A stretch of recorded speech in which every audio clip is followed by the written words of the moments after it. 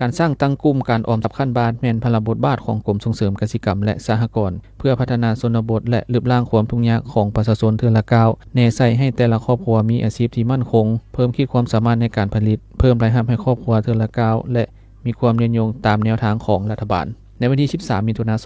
2025ผ่านมาอยู่สโมสรศูนย์ฝึกอบรมเทคนิคกสิกรรมและพัฒนาชนบทลาวเกาหลีโครงการส่งเสริมการสร้างตั้งระบบการออมทรัพย์ขั้นบ้านเซมาอื่นกึมโกได้มีพิธีปิดฝึกอบรมเพื่อสร้างความเข้มแข็งเกี่ยวกับระบบบัญชีขั้นต้นให้แก่กลุ่มออมทรัพย์โดยการเป็นประธานของทานปริญญาเอกพันไซอิงไซ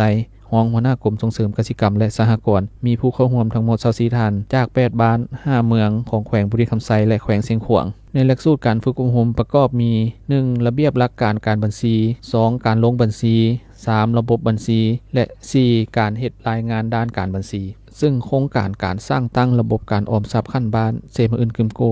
ก็แม่นโครงการหนึ่งของกรมส่งเสริมกสิกรรมและสหกรณ์ซึ่งได้รับทุนการสนับสนุนจากรัฐบาลสาธารณรัฐเกาหลีเพื่อสร้างตั้งระบบออมทรัพย์ขั้นบ้านผ่านการจัดตั้งปฏิบัติในระยะผ่านมาโครงการดังกล่าวแม่นได้ประกอบส่วนในการสร้างเศรษฐกิจให้แก่ครอบครัวสมาชิกและประกอบส่วนเข้าในการพัฒนาชนบทของลาวในพิธีท่านประธานยังได้มอบของขวัญให้แก่นักสัมมนากรที่ดีเด่นกลุ่มดีเด่นและก็ยังได้มอบใบยั่งยืนเพื่อเป็นการยั่งยืนผลสำเร็จของการฝึกอบรมในตอนท้ายของพิธีท่านประธานยังได้โอ้ล้มให้นักในตอนท้ายของพิธีท่านประธานยังได้โอ้ล้มกับนักสัมมนากรที่ได้รับรางวัลและยั่งยืนไปแล้วนั้นให้นำเอาบทเรียนไปประกอบส่วนเพื่อเป็นแนวทางในการจัดตั้งปฏิบัติที่ได้เรียนมาในระยะ5วันจงไปจัดตั้งผันขยายในการพัฒนาให้สอดคล้องกับท้องถิ่น